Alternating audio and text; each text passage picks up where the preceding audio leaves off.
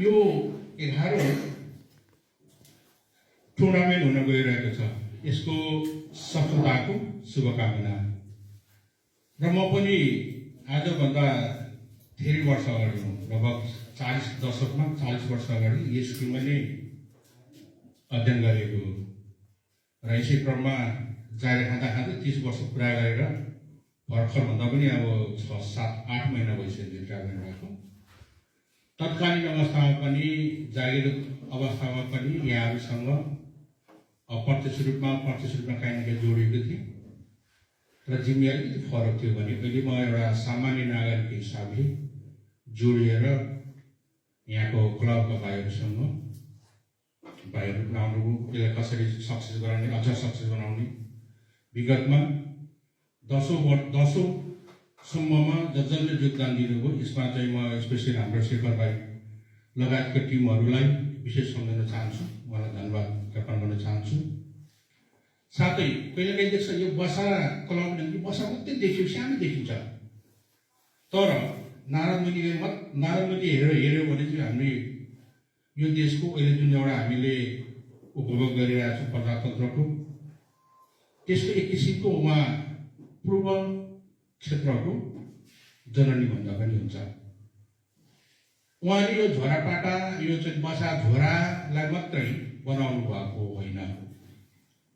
नेपालको प्रजातान्त्रिक आन्दोलनमा जाने शासनको विरुद्धमा सङ्कोच गरेर एउटा कमान्डरको हैसियतमा जाने शासनलाई फालेर चाहिँ अहिले यो अवस्थामा पुर्याउनेमा महत्त्वपूर्ण भूमिका नेतृत्व रहेको छ।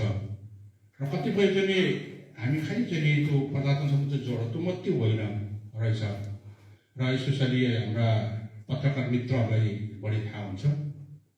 नेपालको पहिलो रेडियो सञ्चालन उहाँकै नेतृत्वमा 2007 सालमा भोजपुरबाट सुरु भएको हो।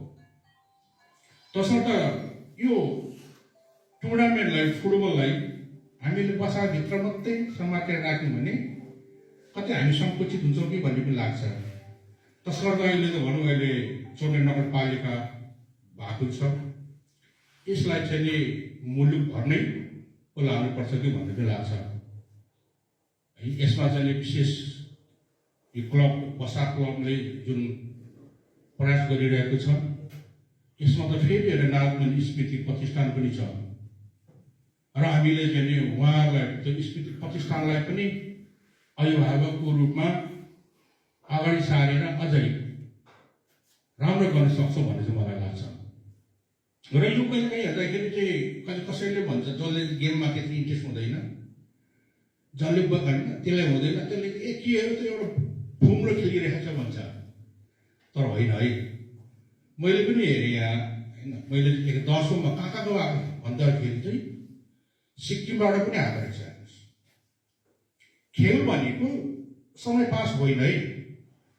अहिले पनि हाम्रो चाहिँ उद्देश्य राखेको छ, एउटा के अरे चाहिँ यो दुर्व्यसनी मुक्त बनाउने भन्ने पनि छ एउटा उद्देश्य, एउटा भातृत्व विकास गर्ने भन्ने छ।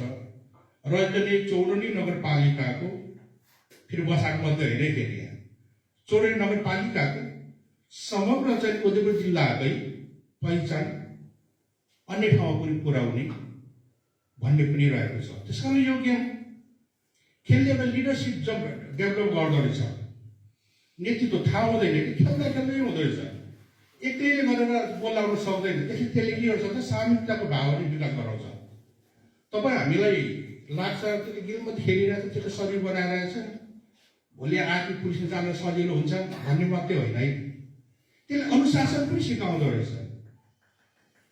हेर्नुहोस्, त्यस कारण यो यस्तो चिज रहेछ क्या। त्यस कारणले चाहिँ 10औं थोरैसम्म जुन पुर्याउनु भयो यस्तै ठाउँमा हेर्नुहोस् है, यता मागेर यता चाहिँ रिक्वेस्ट गरेर 10औंसम्म पुर्याउनु भयो। त्यसको लागि चाहिँ हाम्रो विशेष पहिलेको टिमहरूलाई, आयोजक टिमहरूलाई हामीले सबैले हृदयबाट धन्यवाद ज्ञापन गर्नैपर्छ, भन्नैपर्छ। हामी सबै पनि भन्छौँ। त्यसैले अब यो हाम्रो 11औं स्मृति चाहिँ हुन गइरहेको छ। यसको लागि सबै तबकाबाट सहयोग भइदिइरहेको छ। मैले पनि फेसबुकमा जोडेको छु, भाइहरू आज चाहिँ फन्नाजीले यति दिनुभयो सबैले चाहिँ काम गरिराख्ने पानी लगाएको होइन जनप्रतिनिधिहरू आफै उपस्थित हुनुभएको भाइहरूले काठमाडौँमा चाहिँ विभिन्न व्यक्तित्वहरूसँग सहकार्य गरेर भेटेर अनुरोध गरिराख्नु भएको छ। तसर्थ मैले पनि मेरो ब्यागको तर्फबाट र अहिले पनि हामी आउँछौँ यहाँ ठ्याक्क पाहाड पहिले पनि झोरापाडा भन्थ्यौँ अहिले झोरापाडाको हामी चाहिँ हाम्रो चाहिँ पूर्वज होइन यो बसा झोडाको हिस्ट्री नै त्यतिखेर नै सुरु भएको चाहिँ हाम्रो आदिभक्त ओझा भन्ने कतिलाई थाहा छैन कतिलाई चाहिँ भाइ बहिनीलाई थाहा छैन उहाँको छोरा हाम्रो काकाजी हुनुहुन्छ ल काकाजी त्यहाँ चाहिँ यस्तो छ भने चाहिँ काकाजी पनि आफै साह्रै माया गर्नुहुन्छ। त्यस्तै हाम्रो चाहिँ अपाङ्ग सङ्घको चाहिँ हाम्रो अध्यक्ष मित्र छन् शङ्करजी होइन किनभने तपाईँ यो खोला गरिसकेपछि आवश्यक परेर मात्रै यता आइँदो रहेछ होइन तर जाउँ न भनेपछि हामी बडा उत्साह। त्यस्तो चाहिँ मेरो मित्र भोजराज तपाईँको चाहिँ हाम्रो वार्ड नम्बर 2 का चाहिँ कार्यको के अरे सचिवज्यू हामी चाहिँ सबै उत्साह छौँ र हामीले जसले भेट्छौँ उहाँहरूलाई पनि हामी उत्साहित हुने कामहरू गरिरहेका छौँ र यसलाई मैले के हिस्ट्रीलाई दस्तावेजीकरण गर्दै जानुपर्छ त्यसको काम हामी सुरु गरिसकेका छौँ। मलाई उहाँले चाहिँ सल्लाह दिँदै हुनुहुन्छ यसो हेर्छु मैले पनि त्यही यसलाई चाहिँ कसरी गर्ने हिजो के थियो यो खेलकुदको मध्ये त्यो खेलकुदको मध्ये पनि होइन यो बसाको यो स्कुललाई नै हेऱ्यो भने पनि पहिले पनि जति खेल्ने बनायो नि त्यहाँ मैदानहरू त्यसमा चाहिँ हाम्रो यो बसा तत्कालीन बसा अन्त चौरी नगरपालिका नै भनौँ जो ब्रिटिस सेनामा सिङ्गापुर सेनामा कार्यरत हाम्रो दाजुहरू हुनुहुन्थ्यो अग्रजहरू हुनुहुन्थ्यो उहाँको योगदानहरूले गर्दाखेरि यो सौभाग्य प्राप्त गरेको छ।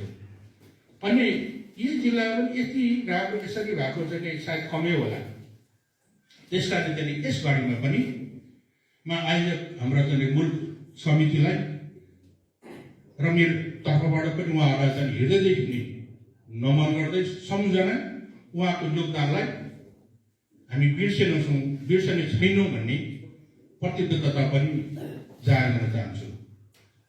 तसर्थ अब धेरै छैन कति अनि हाम्रो 15 गतेबाट होइन अब 15 गतेबाट हुँदैछ। अहिले पनि मैले धेरै कामहरू बाँकी देखेको छु। मैले बसेर चेकलिस्ट समिति गठन हुनु भएन यस्तो गर्दै जानुपर्छ यो गर्नुपर्छ भाइहरूलाई मैले आफ्नो ठाउँबाट सल्लाह मेरो 30 वर्ष कार्यकालमा हामीले यस्ता धेरै इभेन्टहरूमा हामी समावेश भएको मसँग अनुभव छ। त्यो कुराहरू भाइहरूलाई मैले सेयर गरिरहेको छु होइन भाइहरूले त्यसरी पनि गरिराख्नु भएको छ। त्यस्तो योभन्दा अगाडिको चाहिँ अब जसले चाहिँ 10औं चाहिँ टुर्नामेन्ट पनि सक्सेस गरेर आएको हाम्रो भाइहरू यही हुनुहुन्छ अनुभवी भाइहरू उहाँले पनि उहाँलाई सहयोग गरिराख्नु भएको छ सल्लाह दिइराख्नु भएको छ होइन। हामीले बिस्तारै चाहिँ नेतृत्वहरू पनि माथिबाट तल बिस्तारै सार्दै जानुपर्छ भन्छ नि पुरानो पात बिस्तारै झर्दै गर्छ नयाँ पातलाई भने जस्तै यसरी नै चाहिँ हस्तान्तरणहरू नेतृत्व हस्तान्तरणहरू गर्दै गइराख्नु भएको छ। र यसमा मैले सरसर्ती हेर्दाखेरि अझ धेरै कुराहरू बाँकी छ। जस्तो मैले चाहिँ फिल्डहरू हेरेँ होइन अहिले चाहिँ सरसर्तीहरू हेर्दाखेरि के गर्नुपर्छ भने एउटा डकुमेन्टेसन बनाएर मैले चाहिँ मूल आयोजक कमिटीलाई दिइसकेको छु र अझै पनि मैले धेरै कुराहरू बाँकी छ। 2 गते भइसक्यो अब चाहिँ हामीसँग धेरै टाइम छैन। त्यस कारण चाहिँ हामी सबै फल्नाले आएर गरिदिन्छ बाहिरबाट हामी श्रमिक लिएर चाहिँ गरिदिन्छ भन्ने होइन। हाम्रो यही स्थानीय जनप्रतिनिधिहरू पनि हुनुहुन्छ यहाँ चाहिँ क्याम्पसका चाहिँ हाम्रो प्रमुखज्यूहरू अनि पनि यही हुनुहुन्छ सबैले चाहिँ यसलाई चाँडोभन्दा चाँडो कसरी हुन्छ सरसफाइदेखि लिएर अहिले त इन्भाइरोमेन्टको कुरा पनि आउँछ खाइसकेपछि कहाँ फाल्ने कहाँ राख्ने कसले गर्ने त्यो सबै चिजहरू कार्यक्रम आयोजन त छ कार्यक्रम सकिसकेपछि पनि त्योभन्दा अगाडि पनि होइन यो बसालाई साँच्चै चौरनी नगरपालिकाको एउटा उदाहरणै ठाउँ त हो। अझै यसलाई सिस्टमेटिक तरिकाले गर्न सकिन्छ त्यो किसिमले अगाडि बढ्दै गयो भने एउटा नमुनाको रूपमा अन्य हामी वडाहरूले पनि सिक्ने चाहिँ नि उदाहरण बन्नु सक्छौँ, गर्नुपर्छ भन्ने मलाई लाग्छ र त्यही किसिममा अगाडि बढ्न पनि म यहाँहरूलाई चाहिँ अनुरोध गर्दछु र मेरो तर्फबाट पनि त्यही किसिमले चाहिँ नि गर्दैछु भन्ने प्रतिबद्धता जाहेर गर्दछु।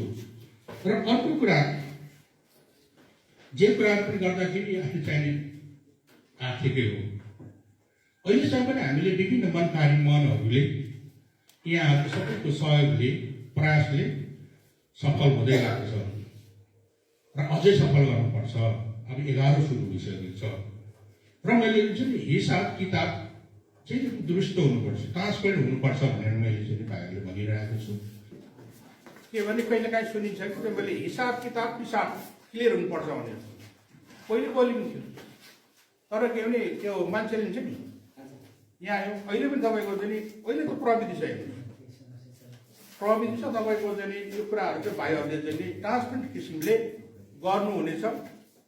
त्यसमा कसरी गर्ने भन्ने कुराहरू म एउटा सल्लाहकारको रूपमा भाइहरूलाई सल्लाह पनि दिइरहेको छु। यो कुरा पनि मैले यहाँलाई मैले चाहिँ यत्रो पैसा हामीले दिउँ, पोहोर पनि माग्यो, अहिले पनि माग्छ, सधैँभरि माग्छ होइन। तर तपाईँले दिएको, मैले अघि पनि भने तपाईँले दिएको चाहिँ जुन सहयोग छ त्यो ट्रान्सपेरेन्ट हुन्छ, ट्रान्सपेरेन्ट थियो, हुन्छ, हुनेछ भन्ने कुरा पनि हामी यहाँहरूलाई पत्रकार मित्रहरूबाट आम जनसमुदाय नागरिकहरूमा पुर्याइदिनु हुनेछ भन्ने लाग्छ। र यसमा म एउटा सल्लाहकारको हिसाबले सल्लाह दिँदैछु, भाइहरूले अगाडि बढाइहाल्नु भएको छ। र अन्तमा यो मूल आयोजक समितिलाई जुन यसलाई प्रयास छ, धन्यवाद छ।